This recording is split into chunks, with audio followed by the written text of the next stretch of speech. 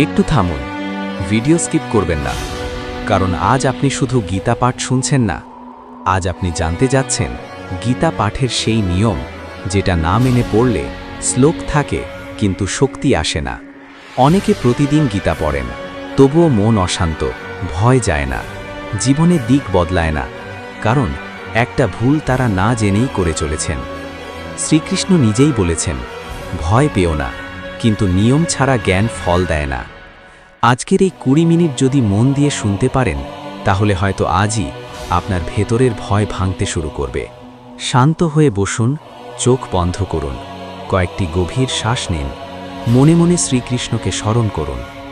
আজ আমরা জানব শ্রীমদ্ ভগবদ্ গীতা পাঠের সঠিক নিয়ম, শুদ্ধ ভাবনা এবং সেই অন্তর্নিহিত শক্তির কথা যা মানুষের জীবনকে ভিতর থেকে বদলে দেয়। গীতা পাঠ কোনো কঠিন আচার নয়, কোনো ভয় পাওয়ার বিষয় নয়, এটি আত্মার সঙ্গে ঈশ্বরের সংলাপ। তাই গীতা পাঠের প্রথম নিয়ম হল ভয় মুক্ত মন। শ্রীকৃষ্ণ নিজেই বলেছেন, ভয় থেকে মুক্ত হও, কারণ ভয় মানুষকে দুর্বল করে দেয়। গীতা পাঠ শুরু করার আগে শরীর ও মন যতটা সম্ভব পরিষ্কার রাখা ভালো। খুব কঠিন নিয়ম নয়, শুধু হাত মুখ ধুয়ে পরিষ্কার পোশাকে শান্ত জায়গায় বসা যথেষ্ট। মনে রাখবেন, ঈশ্বর বাহ্যিক জাঁকজমক চান না, তিনি চান ভেতরের শুদ্ধতা। পাঠের আগে মনে মনে বলুন, হে শ্রীকৃষ্ণ, আমি কিছু জানি না, তুমি আমাকে পথ দেখাও। এই বিনয়ই গীতা পাঠের সবচেয়ে বড় নিয়ম। গীতা পাঠের সময় মনকে বর্তমান মুহূর্তে আনতে হবে। মোবাইল, চিন্তা, ভয়, ভবিষ্যতের দুশ্চিন্তা সবকিছু কিছুক্ষণের জন্য দূরে রাখুন। আপনি যদি মনোযোগ ছাড়া পাঠ করেন, তাহলে শ্লোক শুধু শব্দ হয়, কিন্তু মনোযোগ দিয়ে পড়লে সেই শব্দই শক্তি হয়ে ওঠে। গীতা পাঠের সময় শুয়ে পড়া উচিত নয়, কারণ এতে অলসতা আসে। সোজা হয়ে বসুন, মেরুদণ্ড সোজা রাখুন, শরীর স্থির রাখুন। শরীর স্থির হলে মন ধীরে ধীরে স্থির হয়। গীতা পাঠের জন্য সবচেয়ে ভালো সময় ভোরবেলা, কিন্তু সময়ের অভাবে যদি তা সম্ভব না হয়, তাহলে প্রতিদিন নির্দিষ্ট একটি সময় ঠিক করে নিন।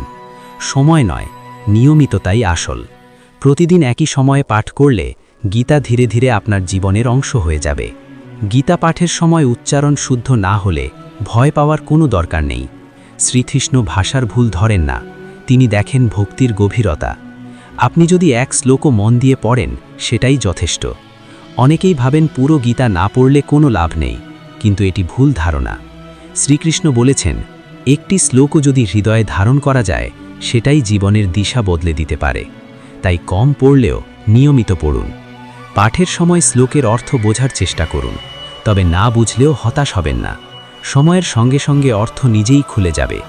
গীতা এমন এক গ্রন্থ যা আপনার মানসিক অবস্থার উপর ভিত্তি করে ভিন্ন ভিন্ন অর্থ প্রকাশ করে।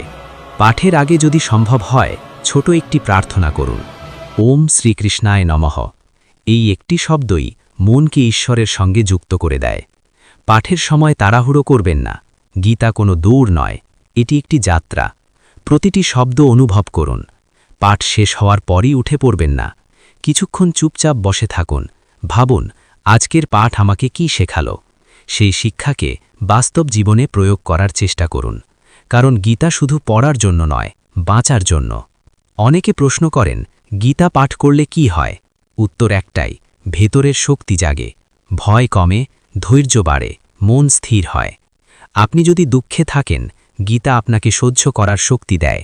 যদি বিভ্রান্ত থাকেন, গীতা আপনাকে দিক দেখায়। যদি দুর্বল বোধ করেন, গীতা আপনাকে মনে করিয়ে দেয়, তুমি আত্মা, তুমি দুর্বল নও।